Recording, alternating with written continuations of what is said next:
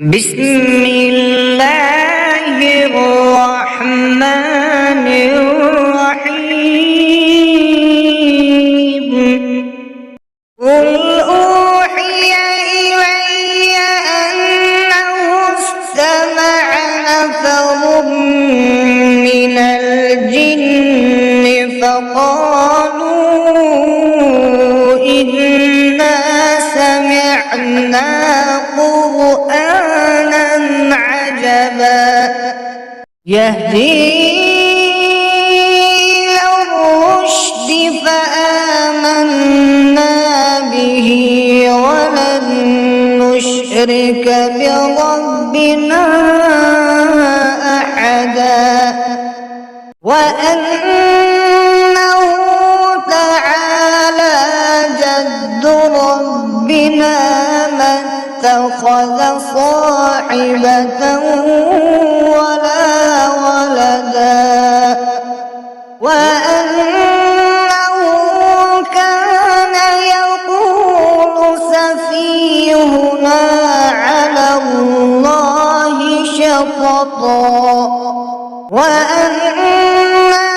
ظننا أن لن تقول الإنس والجن على الله كذبا وأنه كان رجال من الإنس يعوذون برجال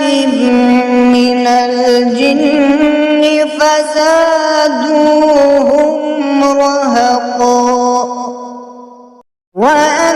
وأنهم ظنوا كما ظننتم أن لن يبعث الله أحدا وأنا لمسنا السماء فوجدناها ملئت حرسا شديدا وشهبا وأنا كنا نقعد منها مقاعد للسمع فمن يستمع الآن يجد له شهابا رصدا وأنا لا ندري أشر أريد بمن في الأرض أم أراد بهم ربهم رشدا وأنا منا الصالحون ومنا دون ذلك كنا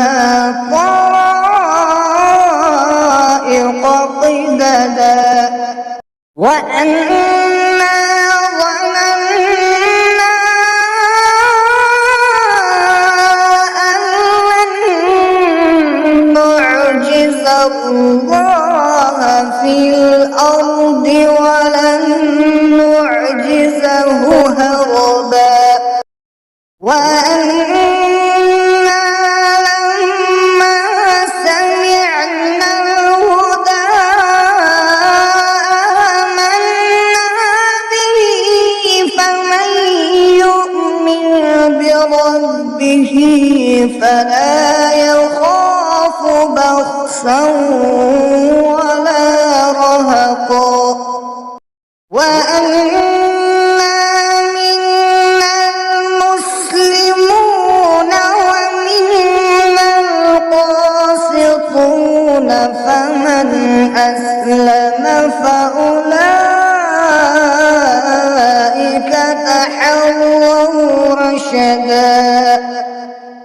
وأما القاسطون فكانوا لجهنم حطبا وأن لو استقاموا على الطريقة لأسقيناهم ماء غدقا لنفتنهم فيه ومن يعرض عن ذكر ربه يسلكه عذابا صعدا وأن المساجد لله فلا تدعوا مع الله أحدا وأنه لما قام عبد الله يدعوه كادوا يكونون عليه لبدا قل إنما أدعو ربي ولا أشرك به أحدا قل إني لا أملك لكم ضرا ولا رشدا قل إني لن يجيرني من الله أحد ولن أجد من دونه ملتحدا إلا بلاغا من الله ورسالاته ومن يعص الله ورسوله فإن له نار جهنم خالدين فيها أبدا حتى إذا رأوا ما يوعدون فسيعلمون من أضعف ناصرا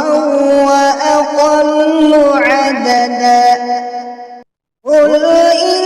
أدري أقريب ما توعدون أم يجعل له ربي أمدا عالم الغيب فلا يظهر على غيبه أحدا إلا من ارتضى من رسول فإنه يسلك من بين يديه ومن خلفه رصدا ليعلم أن قد أبلغوا رسالات ربهم وأحاط بما لديهم وأحصى كل شيء عددا.